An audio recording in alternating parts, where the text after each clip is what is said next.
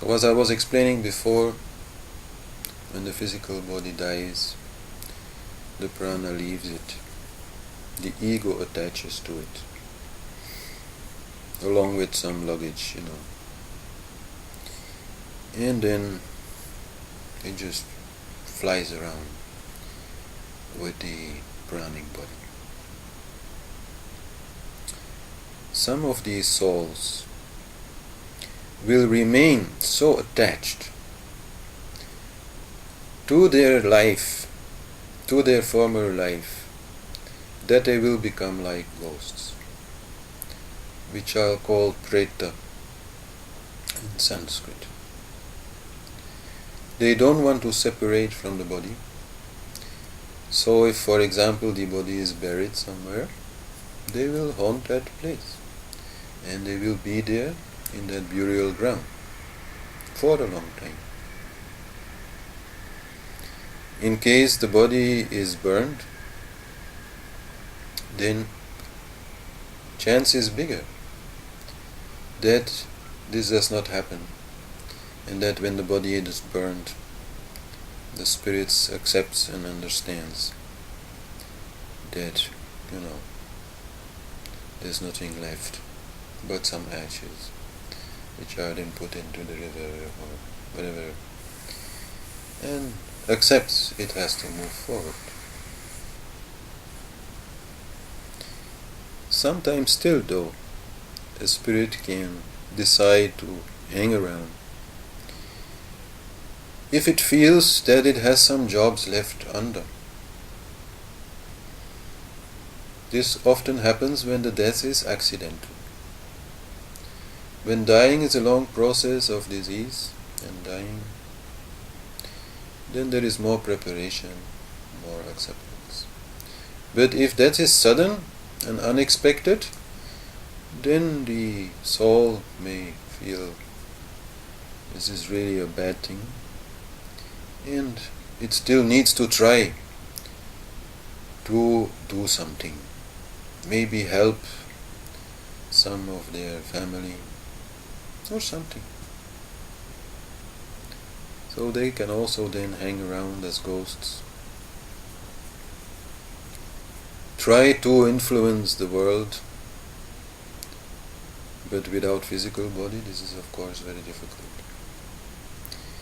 They mostly will try to influence the world by entering into the dreams of their relatives.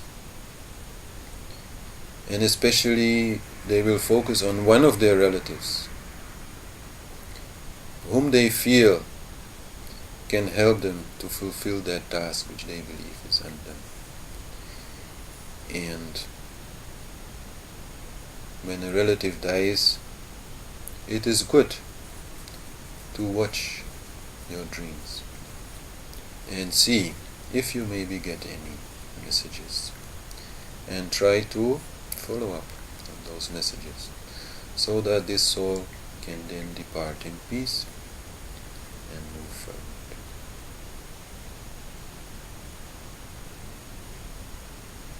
Some other souls will leave the place where they have lived and go to a place which is called Pitraloka, which is the world of the ancestors.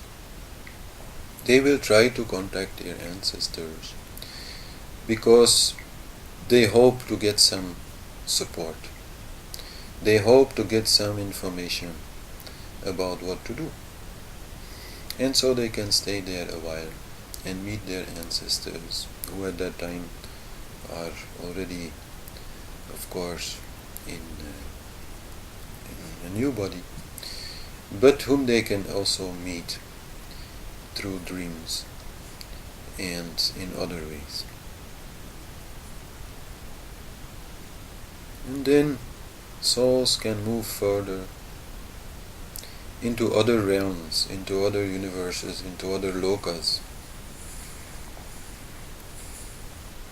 into the astral world, Bhuvaloka,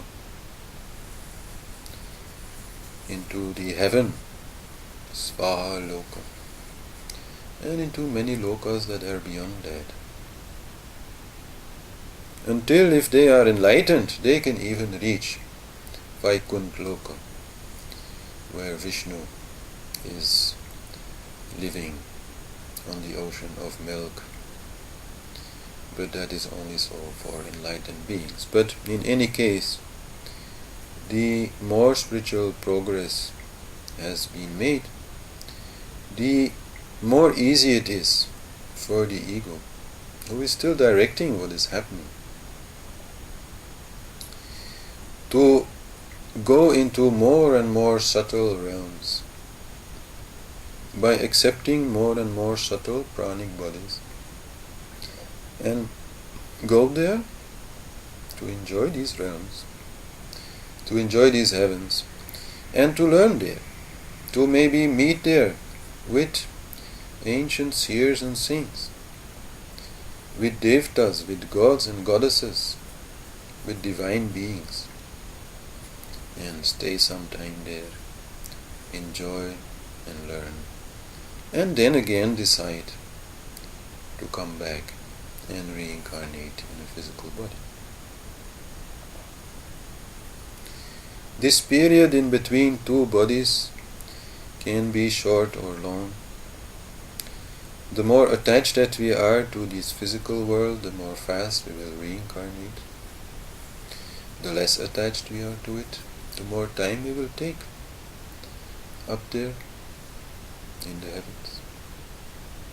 For an average person, it is said that 40 days is a normal time to stay up there and then go back. But it can be much longer.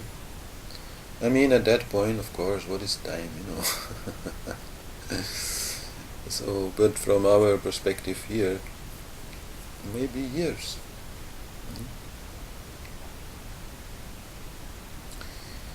So, and then we again take birth. We find a suitable fetus, and when it has matured, after about 3 months after conception, when the body is fully finished, then the soul again enters and takes charge. But I was actually making a very beautiful story of it. Forgetting one part is that some souls, many souls, not only go visit these heavens, but they also go visit many hells. Like there are many heavens, there are many different kind of hells, and many people also in between births, they visit these hells. So what determines all that? What determines what we do in between these lives? It is our karmic impressions, called samskaras.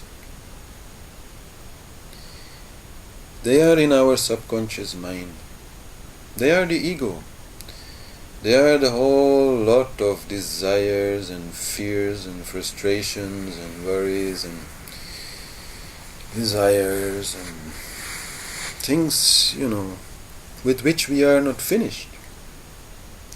They are our attachments. And, these souls are like drowning in these attachments. And that is hell. A lot of people, in a way, even in life as we are now here, they are in hell. But because they have the conscious mind, and because they have the senses, they can more or less stay out of it. They just watch TV or something like that to keep them busy, to keep them out of their own personal hell. But when they are there in between lives, there's no more TV. There's no more senses as we know them. There's a, mind which is largely subconscious, but in which they are completely drowned. So then they truly are in hell, and they have to stay there for a while and struggle to get out of it.